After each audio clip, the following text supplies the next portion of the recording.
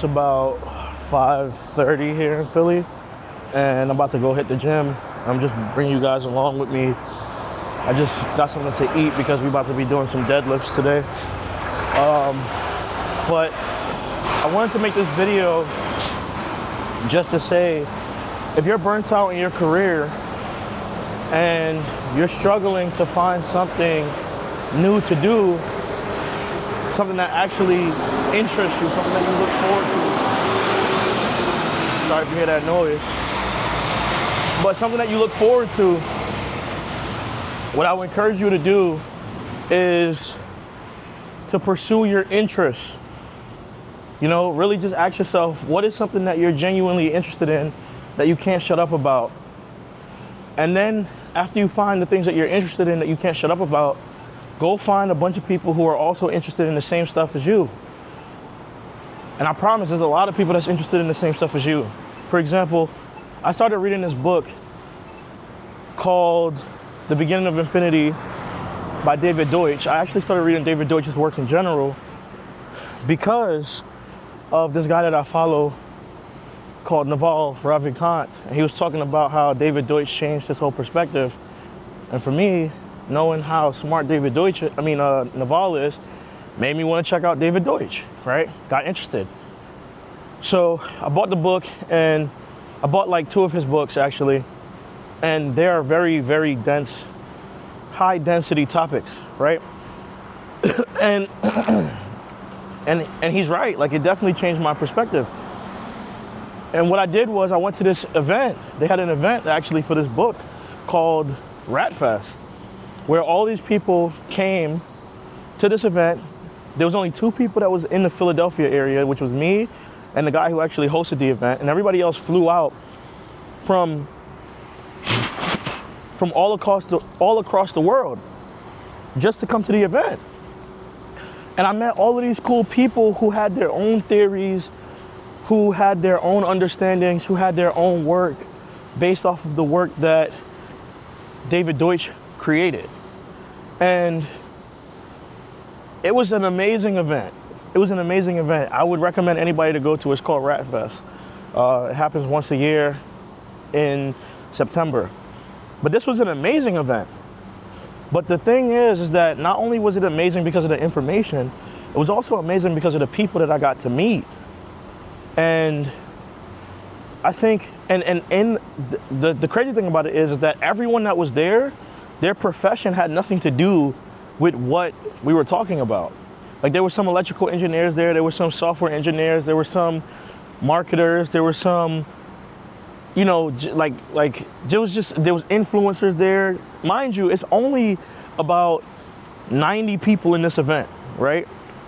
Yes, it was a pay to, you know, an event that you have to pay to go to. There was about 90 people in this event. But all of them were high value people. All of them were high earners that were pursuing their interests. They flew from Europe, they flew from the UK, they flew from all these different places to come here and talk about this book. And now, if I go to Europe, if I go to the UK, if I go wherever I want to go, I have connections that I can meet up with and I can link up with. And now I have people that I can talk to on Twitter. And I have people that could potentially reshare things that I'm creating, right? If they find it interesting. And since my interest is adjacent to their interests, it's not going to be hard to get people interested in what I'm interested in as long as I'm just talking about what I'm interested in, right? And you'd be surprised how many people you can meet this way. Everybody tells you that when you want to network, you need to go to an event, you know, where you can meet people where you can just go sell things and pitch yourself. No, you don't need to do that, because a lot of the times when you go to those types of events, that's what everybody is there for. You need to just go to an event where you're interested in something. There's a bunch of people who have the same interests as you, and you guys can share and speak about the things that you're interested in. Then you can figure out, like, what are they interested in, right? So that's what I would encourage you to do. That's what I did. And the turnout, the outcome of it was amazing. It was super amazing. What time is it? Let's see. How much time do I have? It's 5:48. Yeah, it was amazing. So this is my message to you. If you are having a hard time when it comes to building an online presence or meeting new people and stuff like that, a lot of the times I think the biggest issue is that we try to build this online presence online when you can go meet people in person, and then after you meet people in person, you can literally connect with them online, right? And it's way easier because it bypasses all of the superficial BS that you need in order to grow. And the thing is that, like, I was talking to somebody about this the other day. If you really think about it, it's not hard to meet 30 people in a day. Like, if you actually are intentional about it, you can meet 30 people a day. You can meet 20 people a day. Let's just say you meet 5 people a day. If you do the math on how many people that is in a year, you'd be surprised by how many opportunities you get, right? Just as a byproduct of meeting these people. Not that you're doing it to be an opportunist, but when you meet people who have similar interests to you and they're different than you, like I met this one guy who said that he was trying to build a business which helps people move to new countries. And he had like everything that he was building out, and he was, you know, and all this other stuff. And I'm like, yo, this is a cool idea.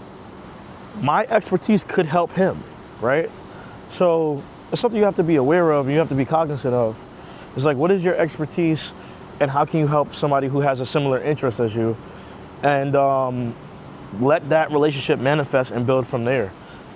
So yeah, that's it. Thanks for watching this video, and stop listening to old, outdated networking advice from people who are just trying to sell you things on the internet, because the things that they're telling you to do, that's not what they're doing.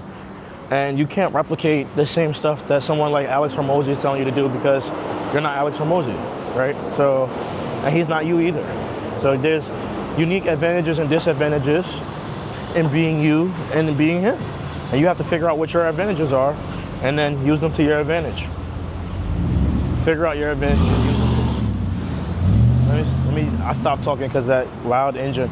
Figure out your advantages and use them to your advantage. Who would have thought?